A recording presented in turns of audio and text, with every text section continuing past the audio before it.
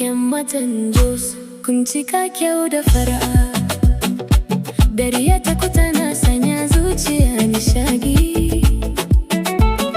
Dutse da filayen Jos na shaida, kyawun ku ya bazu har ko'ina.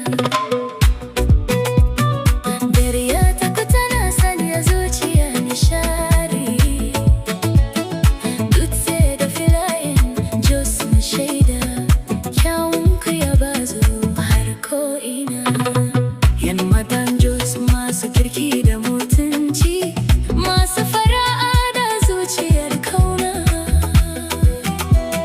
Idan kuka fito cikin ado, kowa sai ya tsaya yana kallon ku. Yammatan Jos ku ne taurarin arewa, kun haskaka zukata da soyayya.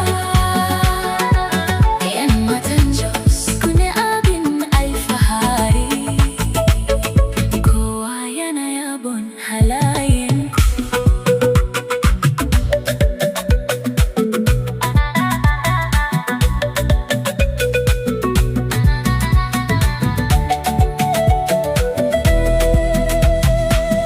A kasuwa ko a makaranta, ana gane ku da biyayya. Kun haɗa kyau da ilimi, shi yasa kuke jan hankali.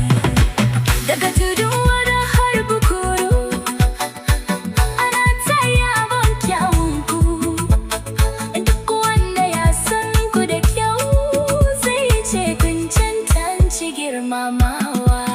Yammatan Jos ku ne taurarin arewa, kun haskaka zukata da soyayya.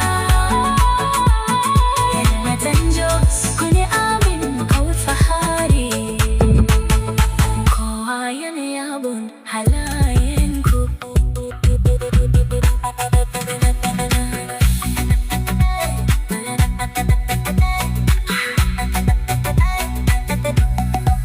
Yammatan Jos masu annuri, Allah ya fita muku arziki. Ku ci gaba da haskakawa da kyawawan dabi'u da mutunci.